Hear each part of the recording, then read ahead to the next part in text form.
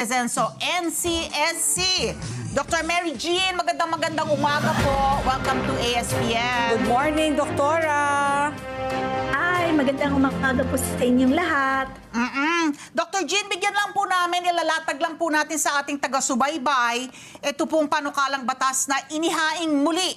No, so this bill was refiled by Senator Ping Lacson, no, na maaring managot yung mga anak kapag napatunayan na inabandona nila, pinabayaan yung kanilang mga magulang sa kanilang pagtanda. Siyempre ito po ay para sa proteksyon at seguridad ng mga matatatandang mga tatay at nanay.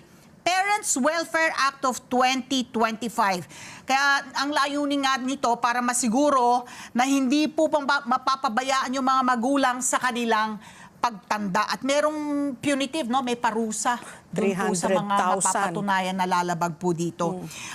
Dr. Mary Jean, offhand po, ano po ang reaction nyo dito sa panukalang batas ni Senator Ping Lacson?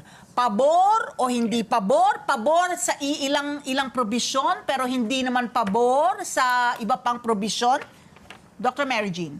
Ay, napakaganda ng inyong binibigayong options sa akin. Kung baga, hindi outright yes or no. Kung hindi, binibigyan ninyo ako ng paraan upang ma-explain natin yung pananaw natin sa batas na or sa bill na ito. Unahin ko lang po kami sa komisyon, anything that will benefit our senior citizens, we welcome that.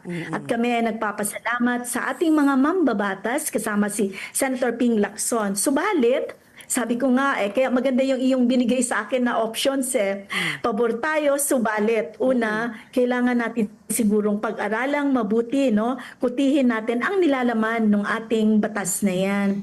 Kung titingnan kasi natin, nasa konstitusyon naman na natin yan na kailangang alagaan ng ating mga kamag-anak, kapamilya, ang nakatatanda. Pangalawa, by nature and by culture, ang Pilipino ay mapagmahal sa kanilang mga nakatatanda. So, itong bill na ito, medyo punitive ang approach and medyo legalistic siya. So, kailangan siguro natin ano kaya ang pwedeng gawin upang mainganyo yung mga kamag-anak o pamilya na maalagaan ang mga nakatatanda na miyembro ng kanilang family. Una, we also have to look into the demographic shift at saka yung tinatawag kong sandwich generations. Pangatlo, ay tingnan natin yung economic capacity ng mga pamilya na yan. So maybe from there, we can kick off on the discussion paano natin mapalawig at mainganyo na alagaan talaga yung ating mga lolo at lola.